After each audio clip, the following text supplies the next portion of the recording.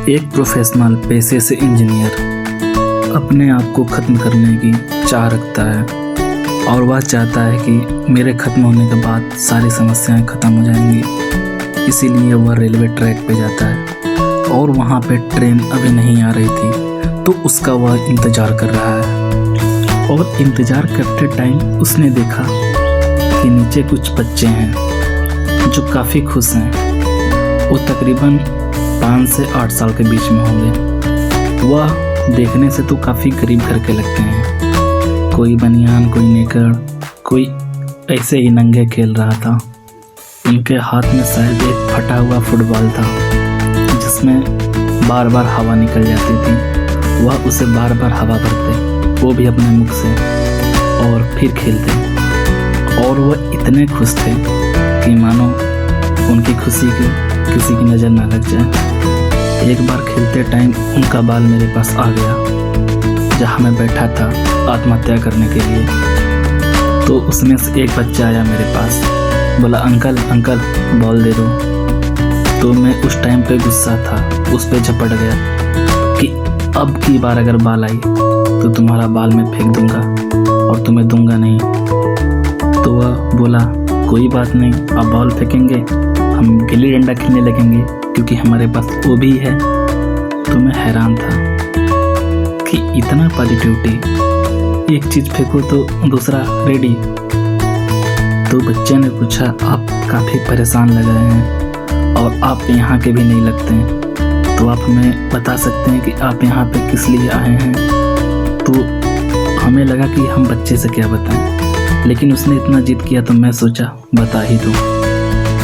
फिर मैं अपनी उसे सारी परेशानी गिनाने लगा, फैमिली प्रेशर से लेकर अपने वैवाहिक ज़िंदगी को लेकर, और जहाँ पर मैं काम करता था उनकी सारी प्रॉब्लम को लेकर कि मैं थक चुका हूँ ज़िंदगी में और मेरी उम्र सिर्फ 30 साल की थी। और मैं उनसे बोलता गया सारी बात जितनी मुझे प्रॉब्लम देती थी, और हर तरफ से बताता गया कि मैं कितना स्ट्रेस में हूँ। वह आदमी बोलता गया मेरे फ्रेंड लोग कितने खुश हैं, वह सोशल मीडिया पे अच्छे अच्छे पिक्चर डालते हैं और अच्छे अच्छे जगह घूमते हैं, यहाँ तक कि विदेश की भी यात्रा करते हैं अक्सर। तो मैं उनसे काफ़ी जलने लगा हूँ। तो बच्चे ने बोला कि आप इसी वजह से भी आत्महत्या करना चाहते हैं? हमें तो नहीं लगता ये वजह जायज़ है, पर छोटी मुँह बड़ी बात, आप आत्महत्या नहीं कर सकते। उसने बोला क्यों, तुम होते कौन हो? तो बच्चा बोलता है कि अगर आप इजाज़त दे तो मैं कुछ बात बता सकूं अपनी।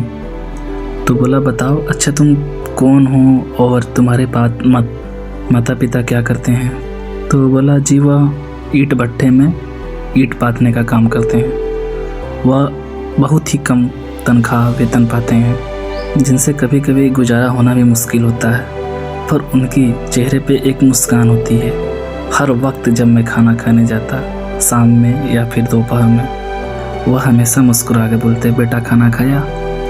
चाहे भले ही चावल सूखी हो, उसे नमक के साथ खाना पड़े, पर एक खुशी थी उसे भी खाने में। हमें आपको बात से लगा कि आप कंपेयर कर रहे हैं किसी अच्छे आदमी से, तो उस टाइम पे क्या होगा जब आप कंपेयर किसी हम जैसे छोटे आदमी से करेंगे, तो क्या आप दुखी नहीं होंगे? बताइए।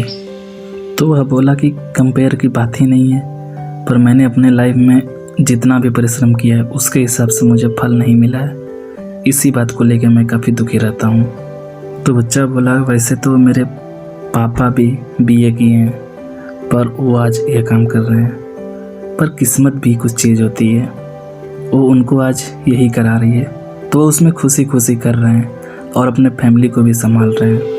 उन्होंने इस बात की शिकायत कभी नहीं की, हालांकि आगे चलकर कुछ भी हो सकता है। तो आदमी ने पूछा क्या तुम ऐसे ही खुश रहते हो हमेशा? लड़का बोलते हैं हाँ, मैं हमेशा खुश रहता हूँ क्योंकि दुख रहने का कोई फ़ायदा नहीं है। तो धीरे धीरे आदमी को ये बात समझ में आई। तो बोला क्या मैं भी तुम्हारे साथ खेल सकता हूँ? तो बोला हाँ बिल्कुल आइए, आप हमारे साथ खेलिए। तो वह उनके साथ खेलने लगता है। वह वहाँ पे काफ़ी खुशी होता है और उसे लगता है कि आज का दिन मेरे लिए सबसे खुशनुमा है। इतनी खुशी के साथ उसने आत्महत्या का विचार भी मन से त्याग दिया और वह चल पड़ा उसके साथ चाय पे।